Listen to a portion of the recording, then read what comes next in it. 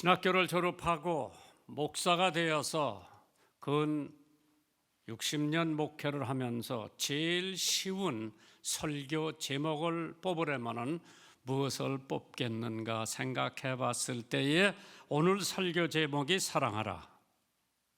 가장 쉬운 설교 제목이면서도 가장 어려운 설교 제목이 사랑이라고 생각을 해봤습니다. 3대 사랑이 있다고 할 것 같으면 첫째 하나님 사랑이에요. 둘째 이웃 사랑이에요. 셋째 자기 사랑이에요. 자기 사랑하지 못하는 사람이 이웃을 사랑할 수가 없고, 이웃을 사랑하지 못하는 사람이 하나님 사랑은 힘들 겁니다. 부모를 사랑할 수 있지요. 아내도 사랑할 수 있습니다. 자식도 사랑할 수도 있고, 형제도 사랑할 수가 있고, 친구도 사랑할 수가 있고, 애국심도 가질 수가 있습니다. 애사심도 가질 수가 있고요. 애향심도, 고향 사랑하는 마음도 가질 수가 있지만은 제일 힘든 사랑은 원수를 사랑하는 것처럼 어려운 사랑은 없을 거예요.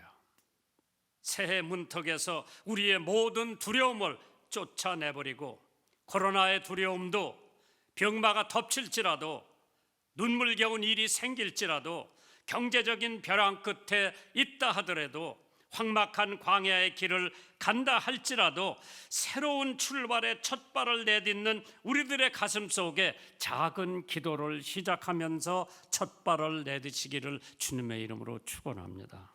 어떤 분이 이런 시를 썼어요.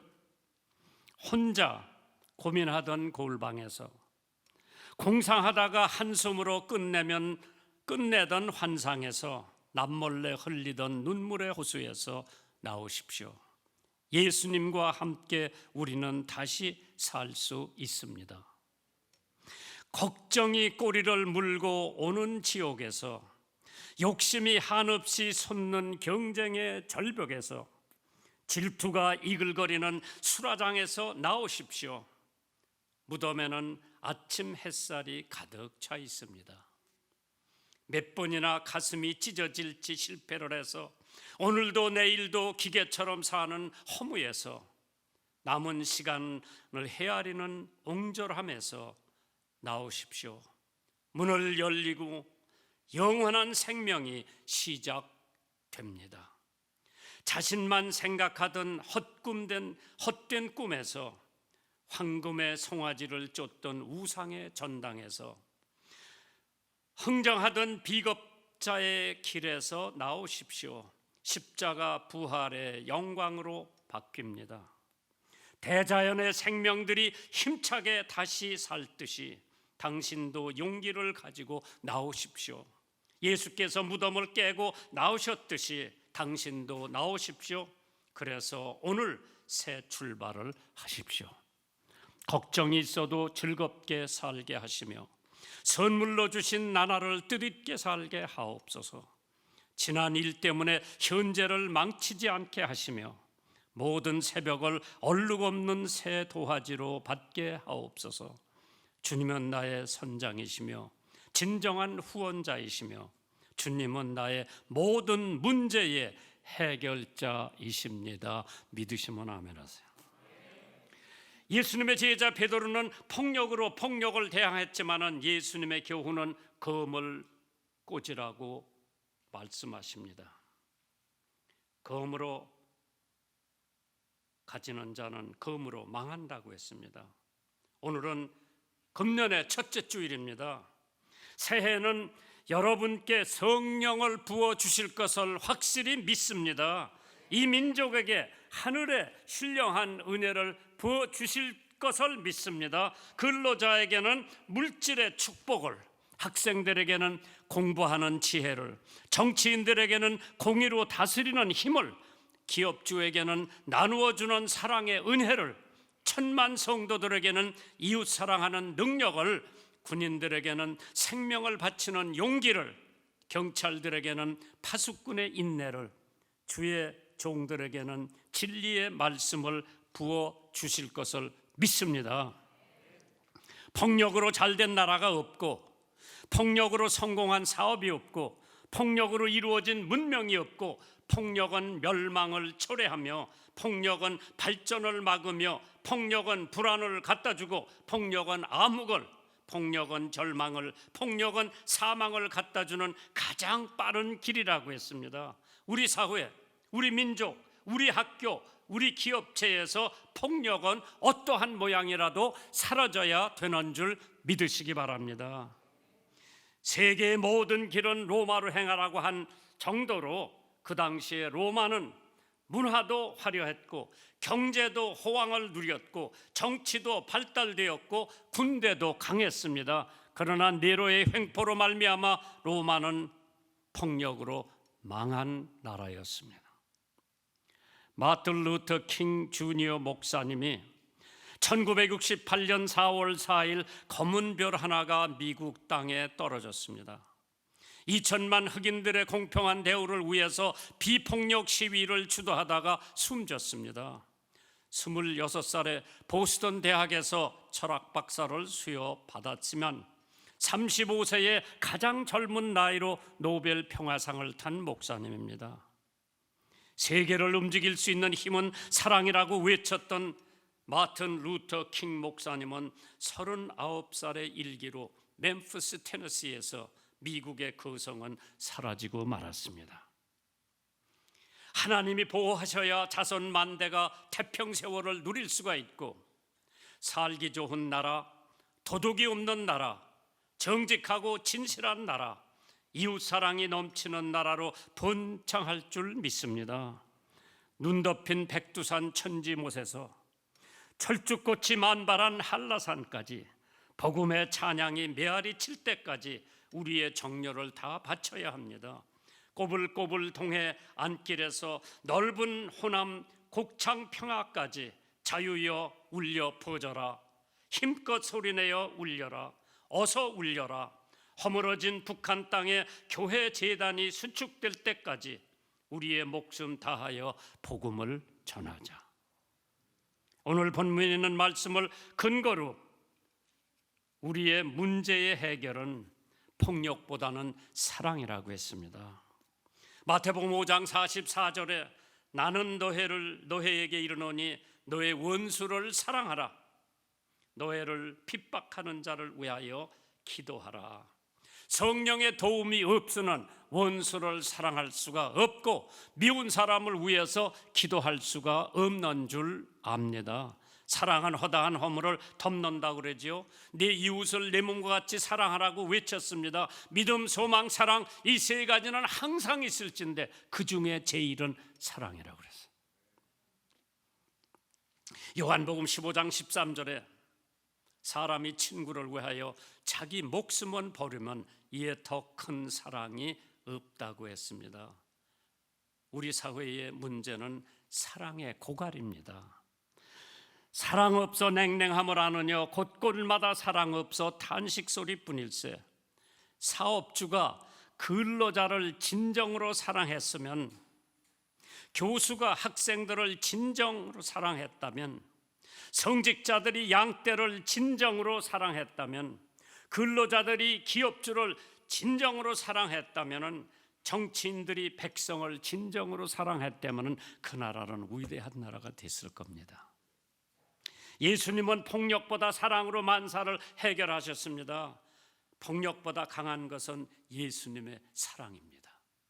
우리 주변에 배고픈 사람이 있으면 먹여야 됩니다. 마태복음 14장에 보면 많은 무리들이 예수님의 말씀을 듣기 위해서 모였을 때에 이제 저녁 때가 되니까 제자가 와서 이 사람들 다 우리 먹을 것이 없으니까 동네 들어가서 사 먹고 오라고 보내라고 그랬습니다. 예수님께서 너희가 먹을 것을 주어라. 제자들이 이르되 여기 우리에게 있는 것은 떡 5개와 물고기 2마리. 이거 가지고 이 많은 사람을 어떻게 먹입니까? 저도 그런 생각이었고 제자들도 그런 생각이었고 오늘 여기 앉으신 분들도 보리떡 5덩어리와 물고기 2마리를 가지고 5,000명의 남자들만 모였겠어요? 여자들도 따라왔을 거고 애들도 따라왔을 거고 어떻게 그걸 먹이느냐? 예수님께서 내게 갖고 와라. 갖고 왔습니다. 하늘을 보고 우러러 축사하신 다음에 제자들에게 주면서 나눠주라고 그랬어요. 몇 명이 먹었게요?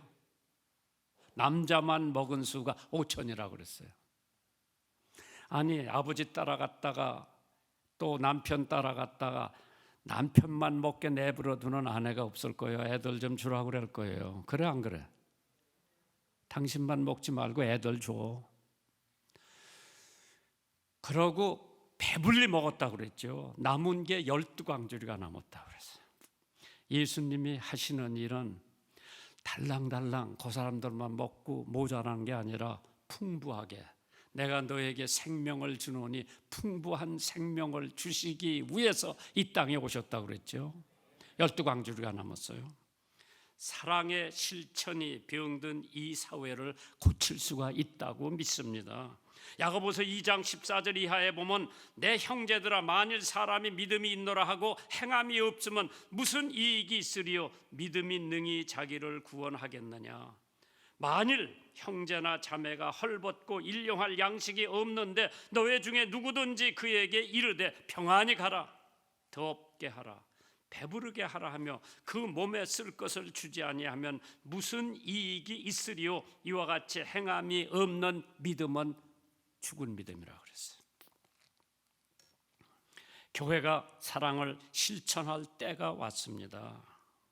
영국의 윌리엄 샌리 스맷이라고 하는 전쟁 영웅이 한 사람이 있었죠.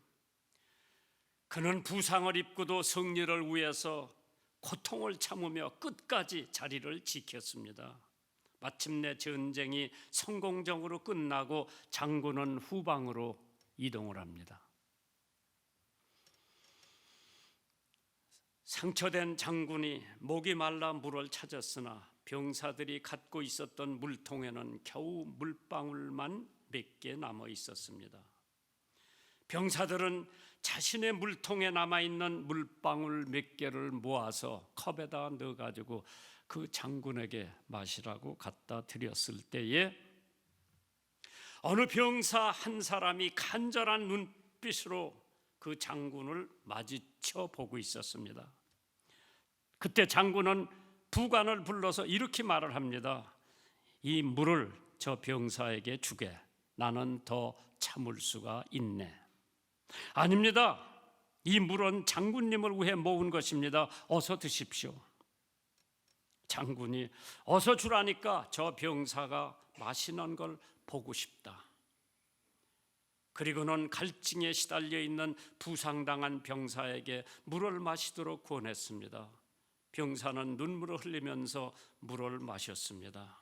장군은 그 모습을 보면서 흐뭇한 미소를 띄었고 옆에서 지켜보던 많은 부상병들은 눈시울을 붉혔습니다. 자신의 목마름을 채우기보다는 다른 사람을 채워줄 수 있는 사랑을 본받아야 합니다. 요한복음 15장 13절에 사람이 친구를 위하여 자기 목숨을 버리면 이에 더 큰 사랑이 없다고 했습니다. 너희가 나의 명한 대로 행하면 곧 나의 친구라고 했습니다. 두 번째로 올해는 폭력보다는 인내와 용서로 한 해를 보내야 되겠습니다. 마태복음 5장 45절에 이같이 한즉 하늘에 계신 너의 아버지의 아들이 되리니 이는 하나님이 그 해를 악인과 선인에게 비추게 하시며 비를 의로운 자와 불의한 자에게 함께 내려주신다고 했습니다. 마태복음 18장 21절 이하에 그때 베드로가 나와 가로되 주여 형제가 내게 죄를 범하면 몇 번이나 용서해 주리이까? 7번까지 하오리까? 예수께서 가라사대 네게 이르노니 7번뿐만 아니라 70번씩 7번이라도 할지니라. 모든 화목의 비결은 인내와 용서라고 그랬죠. 야고보서 5장 7절에 그러므로 형제들아 주의 강림하시기까지 길이 참으라. 보라 농부가 땅에서 나는 귀한 열매를 바라고 길이 참아 이른 비와 늦은 비를 기다린다고 했습니다. 용서와 인내의 우력은 막강합니다. 우리가 우리에게 죄진 자를 용서하여 준 것 같이 우리를 용서해 달라고 하죠. 에베소서 4장 31절에 너희는 모든 악독과 노함과 분냄과 떠드는 것과 회방하는 것을 모든 악의와 함께 버리고 서로 인자하게 하며 불쌍히 여기며 서로 용서하기를 하나님이 그리스도 안에서 너희를 용서한 것 같이 하라고 했습니다. 원수에게는 베풀으라고 그랬죠. 마태복음 5장 46절 이하입니다. 너희가 너희를 사랑하는 자를 사랑하면 무슨 상이 있으리요? 세리도 이같이 아니하느냐? 또 너희가 너희 형제에게만 무난하면 남보다 더 하는 것이 무엇이냐? 믿지 않는 이방인들도 이와 같이 하느니라. 배고픈 사람이 있으면 먹이세요. 먹는 데서 사람의 마음이 부드러워지고 교제가 성립됩니다. 친구 사이로 발전될 수가 있습니다. 배고픈 사람이 있으면 나눠주세요. 헐벗은 사람이 있으면 나눠주세요. 아픈 사람이 있으면 기도해 주세요. 여러분이 잘 아시겠지만은 사무엘상 25장을 한번 집에 가서 읽어보세요. 사무엘상 25장이에요. 나발이라고 하는 사람이 있어. 나발. 그런데 그 나발이라고 하는 사람이 있는데 부자요. 양이 3,000마리, 염소가 1,000마리. 다윗의 소년들이, 그때 다윗은 사울한테 쫓겨다닐 때예요. 피난 다닐 때예요. 근데 다윗 쫓아다니는 사람들이 한 400명 넘었어요. 충성파들이. 그래 그 집 양 지켜주고 도둑 맞지 않게 지켜주고 무서운 짐승들이 와서 잡아가지 않게 지켜줬는데 자기 소년, 그렇게 자기 쫄병이지, 자기 부하들 10명을 보내요. 먹을 것을 좀 달라고 요청을 했어요. 웬만한 사람 같으면은 주어야 될 텐데 이 나발이라고 하는 사람이 이제 이름 그대로 그냥 나발이에요. 이 사람이 사무엘상 25장 10절에 뭐라고 그러는지 알아요? 잘 들어보세요. 나발이 다윗의 사환들에게 종들에게 대답하여 가라되 다윗이 누구며 이새의 아들이 누구뇨? 근일에 각기 주인에게서 억지로 떠나는 종이 많도다. 도만 댕기는 놈들이 많다 그러면서 내가 누군데? 다윗이 누구냐? 이새의 아들이 누구냐? 상관 안 하는 거예요. 그래서 무시해버린 거예요. 화가 난 다윗이 보고받았겠죠. 화가 난 다윗이 칼을 차고 400명을 거느리고 나발을 치러 갑니다.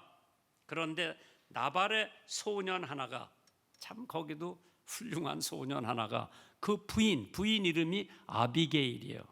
아비가일이 급히 떡 200덩어리와 포도주 2가죽 잡아 준비한 양 5개와 볶은 곡식 5세아와 건포도 100송이와 무학과 뭉치 200을 취하여 나귀에 싣고 아비가일이 나귀를 타고 산 유벽한 곳으로 쫓아나갔더니 다윗과 그의 사람들이 자기에게로 마주 내려오는 것에 만났다 그랬어요. 400명을 거느리고 지금 칼을 가지고 다윗이 지금 나발이라고 하는 놈을 치려고 지금 가는 도중에 이 여자를 만난 거예요. 여자가 다윗을 보고 급히 나귀에서 내려가지고 다윗의 앞에 엎드려 그 얼굴을 땅에 댔다고 그랬어요. 참 현명한 여자예요. 총명한 여자예요. 그때 여종이 뭐라 그러는 거니?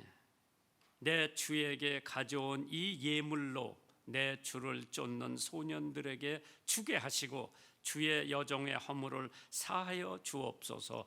자기 남편을 사해달라고 그러지 않고 자기의 죄를 사해달라. 미처 챙기지 못한 죄요. 이 여자가 참 현명한 여자인데 내 주께서, 그러니까 이제 다윗을 자기의 주라고 부른 거죠. 무죄한 피를 흘리셨다든지 내 주께서 친히 보수하셨다든지 함을 인하여 슬퍼하실 것도 없고 내 주의 마음에 걸리는 것도 없으시리니 다만 여호와께서 내 주를 후대하신 때에 원컨대 내 주의 여종을 생각하소서. 날 봐서라도 나발이라고 하는 거지 같은 남편을 용서해달라고 지금 간구하는 거예요. 그 여자가 어떻게 됐는지 알아요? 남편은 죽었어. 임금 다윗의 아내가 된 거예요. 영부인이 된 거예요. 왕후가 된 거예요. 왜? 배고픈 다윗의 부하들을 먹여줬어요. 마시게 해줬어요.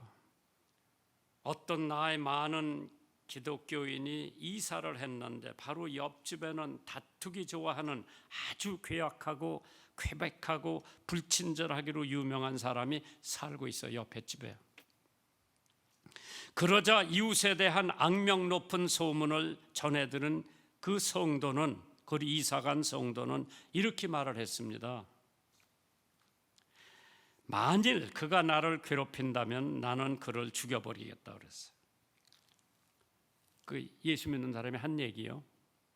이웃 사람의 귀에 들어갔지만은 그는 그런 말에 아랑곳하지 않고 기독교인을 매일같이, 이사 온 기독교인을 매일같이 괴롭게 한 거예요.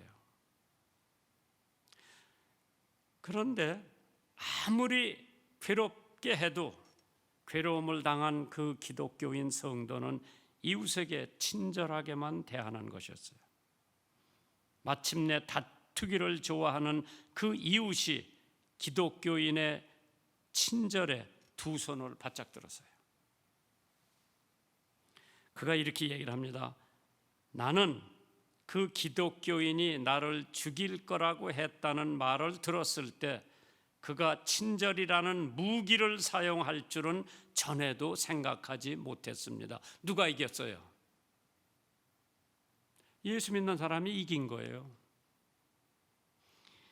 이 지독하게 남을 못 살게 구는 사람은 계속해서 괴롭혔는데 그 괴롭힘을 당하면 당할수록 예수 믿는 사람은 친절로 대항해 준 거예요. 친절을 베풀어 준 거예요.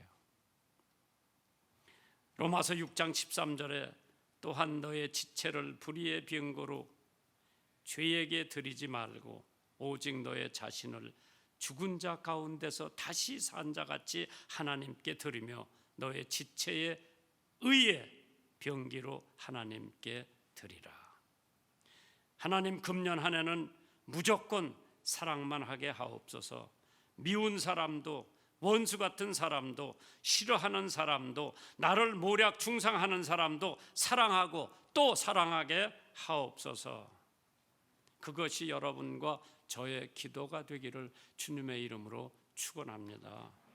사랑하는 주님 앞에 형제자매 한자리에 크신 은혜 생각하여 즐거운 찬송 부르네 내 주 예수 번호를 받아 모든 사람 내 몸같이 환난 근심 위로하고 진심으로 사랑하세.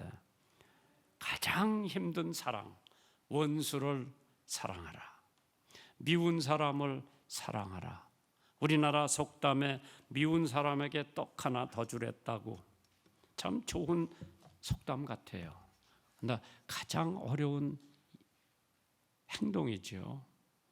미운 사람, 원수 같은 사람 사랑하고 떡 하나 더 준다고 하는 것은 힘든 일이지만은 금년 첫 번째 주일날 내가 각오하고 내가 결심해야 될 것은 원수를 사랑하고 미운 사람을 사랑한다고 마음 먹어도 또 밤은 또 그 사람을 보면 또 그 사람을 대하면은 괜히 증오가 떠오르고 있는데 성령이 이걸 막아주시면은 성령대로 말씀대로 여러분들도 원수를 사랑하고 실천할 수 있는 올해가 되기를 주님의 이름으로 축원합니다.